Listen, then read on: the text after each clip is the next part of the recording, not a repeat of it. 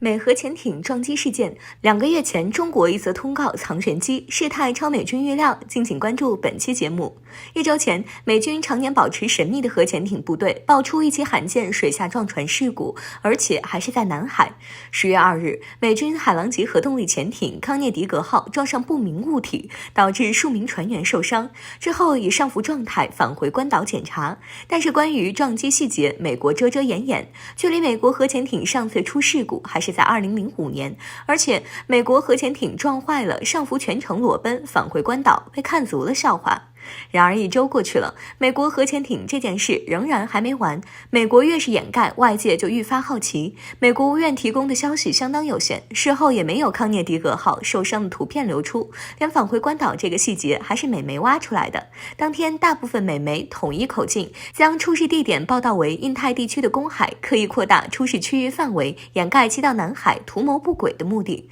美国核潜艇来南海干什么？据悉，美军只有3艘海狼级核潜艇，康涅狄格号是其中之一，一艘造价30亿美元。这次撞击事故让美军肉痛，该潜艇最多能携带50枚战斧导弹，攻击力极强，同时拥有强劲的声学性能，隐蔽性极强，技术方面处于领先地位，并且壳体采用高强度钢板组合建造。究竟是什么东西能让这样一艘灵敏、排水量超9000吨的庞然大物被撞伤？这我们无从得知了。需要注意，这次美潜艇具体被撞位置。南海战略态势感知计划利用船舶自动跟踪系统、遥感卫星等数据检测到，在10月3日上午，在西沙群岛东南约48.7海里处，发现一艘疑似海狼级核潜艇处于上浮航行状态。随后，这艘潜艇驶向关岛，推测是在10月2日下午或晚上出的事故。发生事故位置很可能在海南岛以南、西沙群岛以北以及巴士海峡的三角区域中间，这是美军非常活跃的区域，距离海南更近，很有可能是用来蹲我们三亚港口的核潜艇。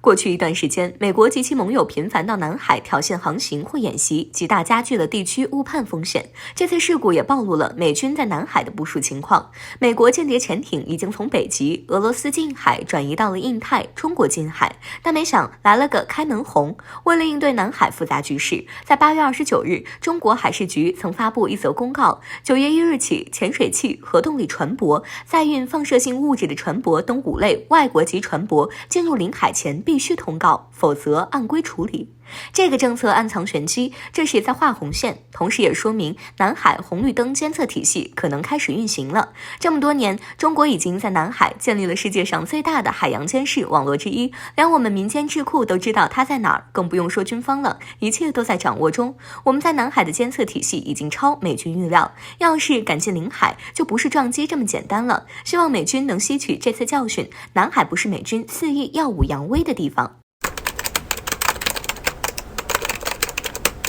俄士兵遭遇袭击，一死一伤，俄却平静得令人害怕，终于要出手了。俄多方部署就是要往死里锤。敬请关注本节目。据外媒报道，俄罗斯士兵遭遇阿塞拜疆军队的袭击，造成俄罗斯一死一伤。俄罗斯军方沉默了。前些年其实发生过这样的事，也是俄罗斯士兵被袭击身亡。虽然对方解释是意外事件，但是俄罗斯大怒，直接动用导弹把对方的军事基地给炸平了。按照俄罗斯的观念，就算两国在战争，敢不让我俄罗斯士兵安全返回，俄罗斯就要让你鸡犬不宁。这次阿塞拜疆肯定是捅了马蜂窝，俄罗斯方面的沉默更是让人感觉山雨欲来风满楼。俄罗斯方面肯定要做出强烈的反应的，这只是暴风雨前的宁静。俄罗斯会做出哪些应对呢？俄罗斯方面立刻有了大举动，俄罗斯首个先进的 S-500防空团已经部署到俄罗斯附近的军事地区，意图保护莫斯科领空的军事单位。俄罗斯最新的 S-500防空系统一直都在测试阶段，并没有在俄军正式部署，这次突然就装备了一个团，这样的举动就非常的大胆。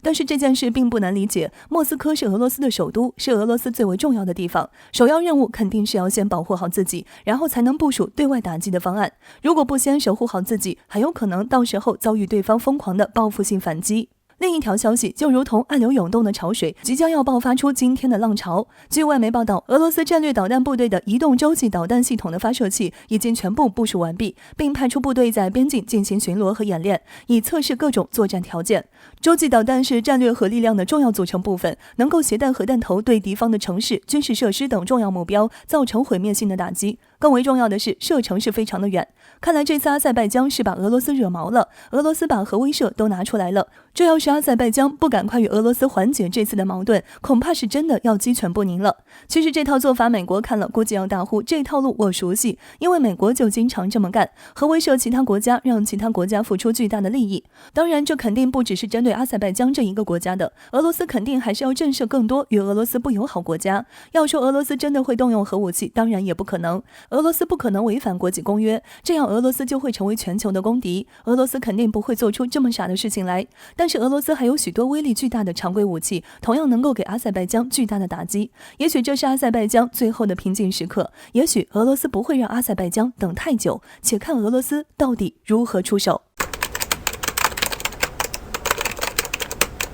加拿大到底看到了什么？加拿大大使突然转变态度，声称加拿大应该寻求与中国合作，为何我国观察人士认为这是想赚我们的钱罢了？敬请关注本期内容，了解详情。大家都明白，北约是美国为了能够更有力地牵制俄罗斯，才专门花费心思组织成立的一个国际组织。因为对于美国来说，俄罗斯必然是一个不小的威胁，美国不好直面与俄罗斯发生冲突，就建立北约来间接牵制俄罗斯。而伴随着中国实力的迅速崛起，中国也成为了美国心心念念的一个绊脚石。美国单方面对中国的发展进行干扰之后，又开始拉拢自己的一些盟国来干扰我们。值得注意的是，除了英国、澳大利亚、加拿大作为北约的成员，在近很长一段时间内对中国的干扰也不少。说起加拿大对中国的干扰，我们很容易能联想到的例子就是孟晚舟事件。加拿大为了博得美国政府的眼球，听取了美国的教唆，扣押了我国华为企业的首席财务官孟晚舟女士。虽然说时隔1000天，孟晚舟终于回到了祖国的怀抱，但是加拿大的罪恶不能忘记。其次，在前不久，加拿大为了迎合美国，不断在人权问题上抨击我国，恶意抹黑我国在国际上的形象，引起了很多群众的愤怒，让加拿大在我们的心理位置一落千丈。但有趣的是，近日加拿大态度突然转变，宣称应该和中国寻求更多的合作，让大家都感到很好奇。有消息报道，近日加拿大驻华大使鲍达明近日在一项研讨会上表示，中国的经济发展模式对加拿大具有重要的意义，加拿大的企业应该和中国积极合作，因为随着中加贸易额的增长，这对加拿大来说是一个重要的节点。对此，有相关分析人士认为，虽说现在中国和加拿大的贸易额一直都呈增长的趋势，但是对于这样的国家，在个人观点看来，应该对这些国家时常进行敲打。因为加拿大向来都是倾向美国的，所以他们基本上不会改变方向。因此，对于这些加拿大的表态，我们不必太放在心上。不过，双方贸易额的增长对我们来说也不是一个坏事，这说明加拿大在更多的地方有求于我们，对我们产生了依赖。对此，也有我国观察人士评论认为，与其说加拿大想寻求和中国合作，倒不如说是想赚中国的钱。从鲍达明的表态中很明显可以看出，中国庞大的市场给他们带来了利益，他们看到了中国能给加拿大带来好处，因此就想着从中获利，所以虚伪的宣称要寻求与华合作，因此我们必须对其提防。总之，中国向来都有大国的风范，如果加拿大真心要与中国合作，那我们也不会拒之门外，但是如果想耍什么花招，那我们必定不会轻饶。美军两大新动向，不寻常迹象很明显，印太局势空前升温。专家揭露美军弱点，让人直呼美军这是前来送火把。敬请关注本期节目，了解详情。近日，美军又现两大新动向，限制印太，让局势再次升温。其一，美国海军米格尔7斯号抵达日本；其二，美海军作战部长加紧和印度的紧密联系，并直言部署在印太地区的美国海军超过了 50%。将这两件事情联系起来，就能发现美军不寻常迹象很明显。美国前往日本就等于变相部署兵力，这肯定是得到了后者的默许。这也就是说，两者肯定是达成了某种不为人知的协议。按照以往的例子来看，两者肯定要说这是基于维护和平，而不是有意实施行动。或许是俄罗斯军演为两者提供了一个很好的借口，成为了后者扩军的一个有利条件。在美国海军访问印度时，就把这一端倪不自觉地流露出来。当被谈及美国下一步行动时，其直言印度是美国在印太领域坚实的盟友，这一点是不容置疑的。这还不是最关键的，让人更大胆的是，美国现如今60%的军队早就部署在了印太领域。从这里看，